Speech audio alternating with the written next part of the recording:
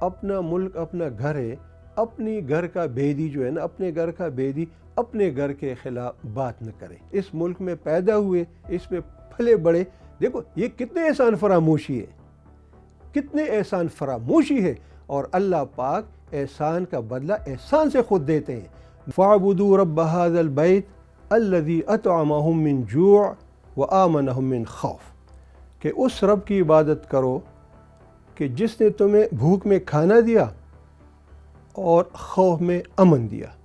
گویا کہ امن بہت ضروری چیز ہے۔ میں اپنے وطن کا اور اپنے وطن کے جو رکھوالے ہیں ان کا میں مشکور رہوں۔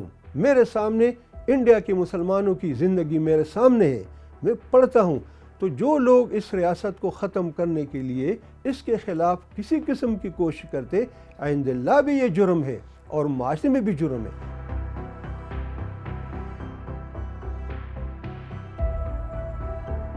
امن عربی کا لفظ ہے جو اردو میں مستعمل ہے، جس کے معنی خوشی، امن، خوشی، اس معنوں میں یہ چین، سکون کے معنی میں استعمال ہوتا ہے۔ انگریزی میں پیس، سیکیورٹی اور سیفٹی کے لیے استعمال ہوتا ہے۔ امن، معاشرے میں امن بنیادی حیثیت کا حامل ہے۔ ایون قریش مکہ کے اوپر جب اللہ تعالیٰ نے احسان کی بات بتائی اور ان کو عبادت کی طرف متوجہ کیا تو سورہ قریش میں فرمایا، اعوذ باللہ من الشیطان الرجیم، فَاعْبُدُوا رَبَّ هَذَا الْبَيْتِ الَّذِي أَطْعَمَهُم مِّن جُوعٍ وَآمَنَهُم مِّن خَوْفٍ، کہ اس رب کی عبادت کرو کہ جس نے تمہیں بھوک میں کھانا دیا اور خوف میں امن دیا۔ گویا کہ امن بہت ضروری چیز ہے۔ میرے نبی نے جب ہجرت کی مدینہ کی طرف تو سب سے پہلے آپ نے اندرونی استحکام اور انتشار کو روکنے کے لیے کئی اقدامات کیے۔ مثال کے طور پہ مسجد نبوی کی تعمیر سب سے پہلا کام، اسی لیے کہ مسلمان متفق اور متحد ہو کر عبادت بھی کریں اور زندگی بھی گزار سکیں۔ دوسری بات جب آپ نے فرمائی وہاں پہ جاتے، وہ میثاق مدینہ تھا، تاکہ مدینہ کے لوگ اور آس پاس کے قبائل کو ایک ہی نقطے پہ، ایک ہی معاہدے پہ جمع کر کے مدینے کے امن کو مستحکم فرمائے۔ یہ 53 اس کی شقیں ہیں، یعنی 53 کلوزز ہے جس میں یہ میثاق مدینہ، جس کو پیکٹ آف مدینہ بھی کہتے ہیں، آج بھی لوگ اس کا سہارا لیتے ہیں۔ مسلمان ممالک جب کسی غیر مسلم ممالک کے ساتھ کوئی معاہدہ کرتے ہیں تو میثاق مدینہ کا حوالہ ضرور دیتے ہیں، اور یہ جائز بھی ہے، میرے نبی نے کیا، لیکن یہ اندرونی استحکام کے لیے تھا، انتشار کو روکنے کے لیے تھا۔ تیسری بات جو آپ نے فرمائی وہاں پہ جا کے، وہ تھی مدینہ کو حرم بنانا۔ یعنی مکہ تو حرم تھا بیت اللہ کی وجہ سے، میرے نبی نے جب ہجرت کی تو مدینہ کو حرم بنایا، صحابہ کو لیا، صحابہ کرام کو لے کے مدینہ کے آس پاس برجیں لگائی اور بتایا کہ یہ مدینہ ہے، یہ حرم ہے، اس کو ایٹ پار کر دیا، یعنی مکہ کے ایٹ پار کر دیا اس کو، اور اندرونی استحکام بخشی کہ اس میں کوئی بھی جھگڑا فساد اس مدینہ کے جورسڈکشن میں اس میں کوئی نہ کرے۔ تو امن بہت ضروری ہے۔ انتشار اور یہ بد امنی پھیلنے کی کچھ وجوہات ہیں، اور میں اگر ایک سینٹنس میں، ایک جملے میں آپ کو بتا سکوں عوام کو، تو وہ یہ ہے کہ دین سے دوری۔ جب انسان اللہ اور اللہ کے رسول کے بتائے ہوئے احکامات فرامین پر عمل کرتا ہے تو بدامنی کا سوال ہی پیدا نہیں ہوتا۔ میں آپ کو بتاؤں کہ یہ جو ایمان ہے نا اور مومن ہے، اس کا روٹ امن ہے، یعنی ایمان والے کو اس لیے ایمان کا یہ اپنے آپ کو امن میں دے لیتا ہے۔ تو گویا کہ اللہ اور اللہ کے رسول کے فرامین پر اگر عمل کیا جائے تو بدامنی کا تو سوال ہی پیدا نہیں ہوتا، انتشار کا تو سوال ہی پیدا نہیں ہوتا۔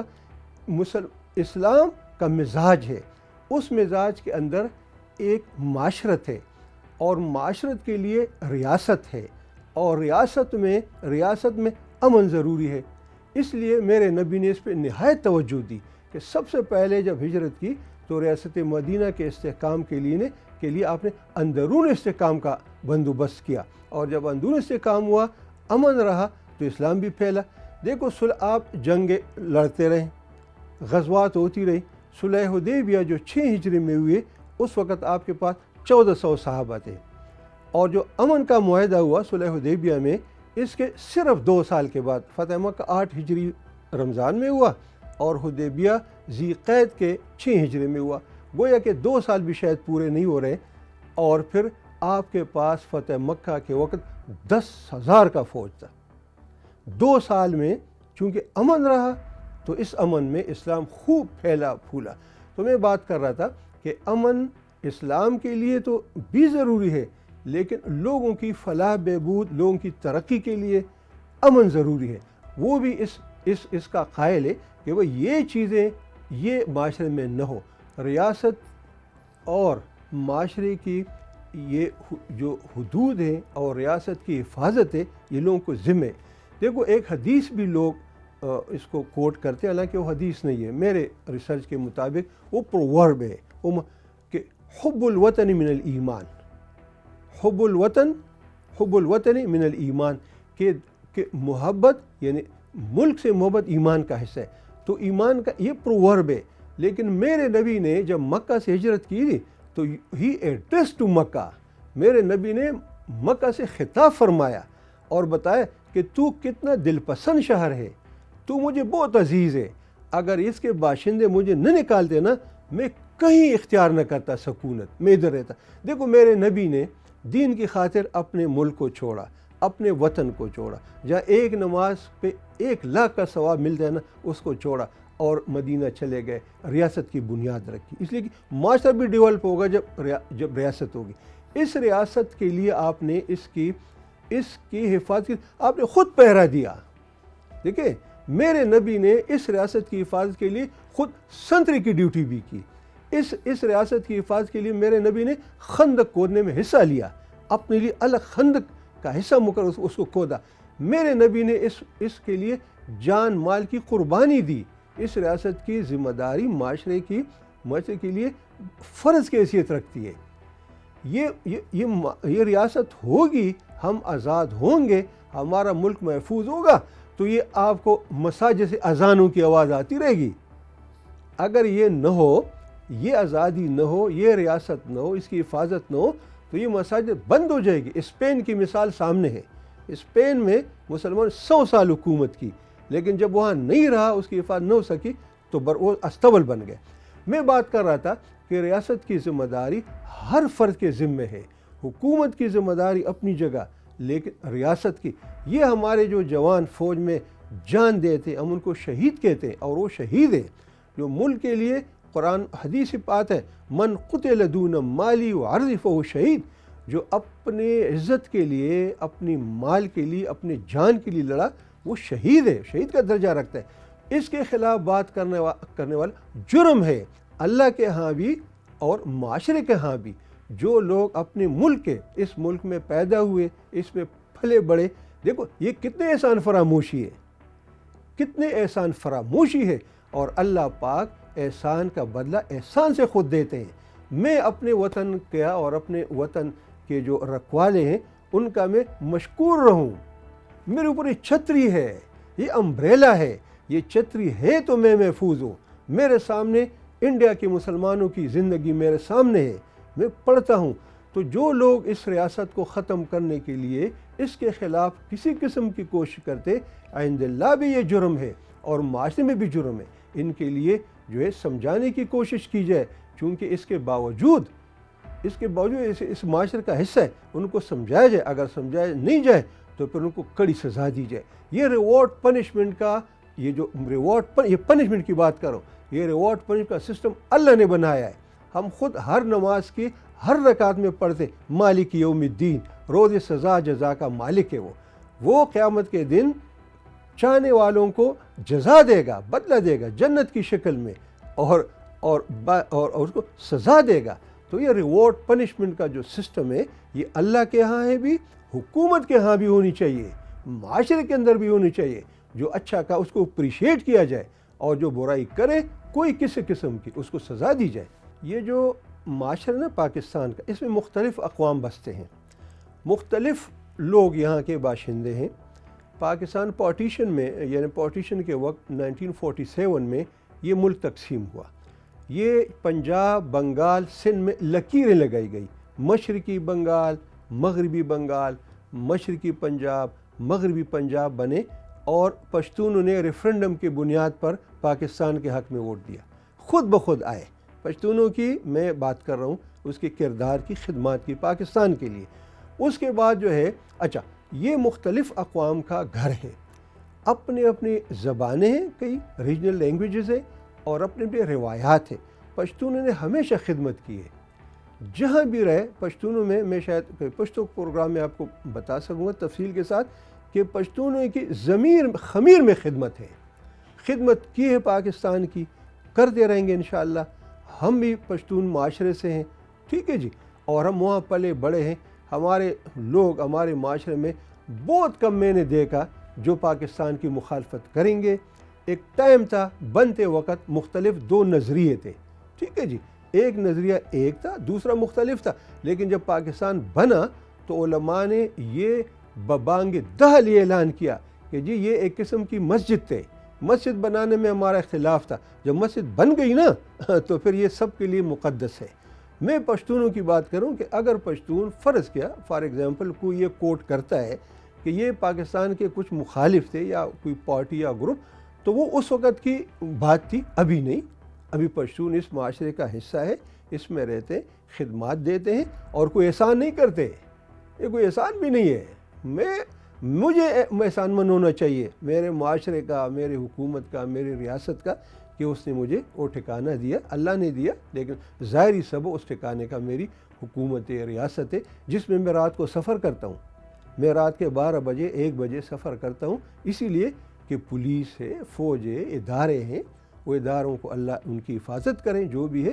تو پشتون اپنے اداروں میں، اپنے ملک خدمات میں سر فہرست ہیں اور جو ہو سکے جس کے جسٹن میں جو خدمت وہ کر رہے اور انشاءاللہ کرتے رہیں گے. اپنا ملک اپنا گھر ہے. اپنی گھر کا بیدی جو ہے نا، اپنے گھر کا بیدی اپنے گھر کے خلاف بات نہ کرے. دیکھو اگر کسی کو رائٹس نہیں ملتے، ایک جمہوری ملک ہے، ایک طریقہ ہے اس کے لیے آواز اٹھائی جائے، ملک کے اندر اٹھائی جائے. لوگوں کو نہ، یعنی یہ نہیں کہ میرے معاملات میں حل کروں نا، میرے معاملات کیا، میرے معاملات میں حل کروں. ملک کے معاملات ہے، کسی کے پاس کوئی رائٹس کم ہے، زیادہ ہے، مختلف چیزیں ہوتی ہے.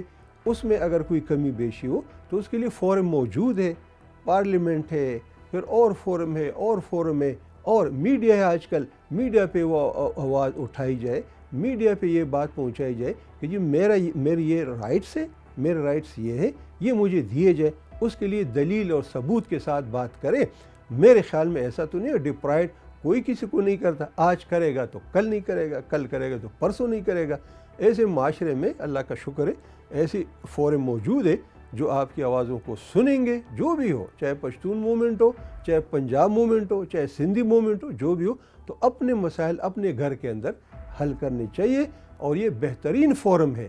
میرا دیکھیں افغانستان میں رہنے والا کیا میں کروں گا نا، افغانستان دوسرا ملک ہے. میرے ملک ہی بھائی ہے، میرے ملک میں رہائشی میرا پشتون ہے. پشتون ماشاءاللہ اچھے عہدوں، اچھے اس پہ کورٹس میں. بلکہ میں آپ کو بتا ابھی جو پریزنٹ ہماری یہ مسرت ہلالی ہے، شی از پشتو اسپیکنگ، شی از پٹھان. میں سے بات کر رہا ہوں. یہ بڑے بڑے فورم میں میاں گل حسن ہے، ٹھیک ہے، وہ والی سوات کا پوتا ہے. یہ سارے میرے جوڈیشری کی بات کر، جوڈیشری میں بڑے بڑے نام کے لوگ ہیں، بڑے بڑے نام کے لوگ ہیں. ضروری کہ میں سب کے نام لوں، ایسے سامنے آ گئے یہ 2 نام. تو ایسی فورم موجود ہے، اس میں پہ بات کرے. کسی کے گھر میں یہ تو اپنے ساری ٹو سے کہ اپنے آپ کو ننگا کرنا ہے، ساری ٹو سے یعنی اپنے آپ کو ننگا کرنے کے کسی کے ہاں جا کے اپنے معاملات پیش کیے جائے، اپنے گھر کے معاملات گھر میں حل کیے جائیں. تو میں تو یہی اس کے لیے پیغام دوں گا ان کو بھی کہ آئیں، کہیں بیٹھیں. ایک طریقہ ہوتا ہے اور اپنے دیکھو یہ جھنڈا، یہ ہلالی جھنڈا، یہ اللہ کے رسول کے علم ہوتے تھے. یہ ایسی نہیں، یہ جھنڈا کوئی ایسے یہ کپڑا نہیں ہوتا. یہ میرے نبی مسجد نبی کی آپ کو بات کی نا، نبی مسجد میں جھنڈے بھی بنتے تھے. علم بردار ہوتا تھا. ایک آدمی کو علم دیا جاتا ہے. وہ علم جو ہے اگر وہ ایک صحابی کا قصہ ہے تفصیل کی کہ وہ ایک ہاتھ سے تو پھر جھنڈا پھر اس میں یعنی دونوں ہاتھ جب اس کے کٹ گئے پھر بھی اس جھنڈے کو رکھا، پھر جھنڈے کو اوپر رکھا. جھنڈا ہوتا ہے، یہ ایک نشانی کو علم کہتے ہیں عربی میں بھی اور اس میں استعمال ہوتا ہے. تو یہ علم بردار ہوتا ہے جو اس جھنڈے کو اٹھاتا ہے. یہ جھنڈا یہ ہماری اس میں پہچان ہے. تو اس کو کسی ملک کا جھنڈا اٹھانا، کہیں یہ جھنڈے کی بےعزتی کرنا، یہ نہایت بے ادبی ہے. خواتین کی تعلیم کی جب ضرورت ہے معاشرے کو، دیکھو ایک وقت تھا کہ ضرورت نہیں تھی. اللہ کے رسول صلی اللہ علیہ وسلم کے زمانے میں یہ نہیں. ابھی دینی مدارس میں بھی یعنی دینی مدرسے دو قسم کے تھے، مدرسہ البنات اور مدرسہ البنون. بنون بن کی جمع ہے لڑکوں کو یعنی بیٹوں کے مدارس، اور مدرسہ بنات کا مطلب بیٹیوں کے مدارس. خواتین جو علم حاصل کرے، خواتین مختلف ٹیکنالوجیز حاصل کرے. علم، ہر علم کا حصول جائز ہے، ٹھیک ہے، اگر اسے مخلوق خدا کو فائدہ پہنچے. دیکھو ایک العلم ہے، اچھا ایک العلم ہے جو فرض ہے، وہ قرآن اور حدیث کے علم ہے، اللہ کے رسول کی معرفت ہے، وہ فرض ہے. اس کے علاوہ جتنے علوم ہے وہ فرض تو نہیں ہے لیکن وہ اس کا حصول بہتر ہے، یعنی لائکنگ ایلیمنٹ ہے، سیکھی جائے. دیکھو یہ ہم بیٹھتے ہیں نا پنکھے کے نیچے، تو یہ پنکھا کسی نے بنایا نا، یہ بجلی کسی نے بنائی، کسی نے ایجاد کی. تو مسجد میں ایئر کنڈیشن کے ساتھ اور ایئر کنڈیشن لگا ہوتا ہے، بجلی ہے تو پنکھا چلتا ہے، تو لائٹس ہوتی ہے، تو اس میں کتنی یعنی آسانی کے ساتھ اطمینان کے ساتھ عبادت کرتے. تو یہ علم یہ بہت بہتر ہے، مخلوق خدا کے لیے بہتر ہے. تو خواتین پہ یا مردوں پہ اس پہ پابندی ہاں اگر مخلوط تعلیم کی اجازت نہیں تو اس کے لیے بندوبست کیا جائے. ہم تو مساجد میں بھی خواتین یعنی فتنے کا زمانے میں خواتین کا جانا مسجد میں صحابہ نے پھر منع کیا. لیکن اگر کسی مسجد میں آنے جانے کا راستہ محفوظ ہو، اپنے لیے الگ جگہ ہو، وضو کی دروازہ وغیرہ پردے کے ساتھ خواتین مساجد میں جائیں نا، نماز پڑھ لیں، کوئی ممانے تو ایسے نہیں ہونی چاہیے. اسی طرح خواتین کے باقی جو علوم ہے اس پہ پابندی درست نہیں ہے. باقی جہاں تک تعلق ہے کسی ملک پہ جارحانہ اقدام، کسی ملک سے اپنے ملک سے کسی ملک پہ ایسی بغیر کسی وجہ کے کوئی اٹیک کرنا، کوئی وہاں سے مداخلت کرنا، یہ تو نہیں. یہ سرزمین جو ہے، یہ جغرافیائی حدود کی حفاظت یہ ملک کے ذمہ ہوتی ہے. اس کو جو ہے وائلیٹ کرنا، یہ چیزوں کو، یہ جرم ہے، قانون بھی جرم ہے. انٹرنیشنل لاء میں بھی یہ ہے کہ آپ کسی کی اس کو استعمال نہیں کر سکتے اپنے اس کے لیے کسی فساد کے لیے. جرم کرنے والا، جرم میں مدد کرنے والا اتنا ہی گناہگار، اتنا ہی مجرم ہوتا ہے. جرم کو سپورٹ کرنے والا اسی طرح ہوتا ہے جیسے جرم کرنے والا ہے.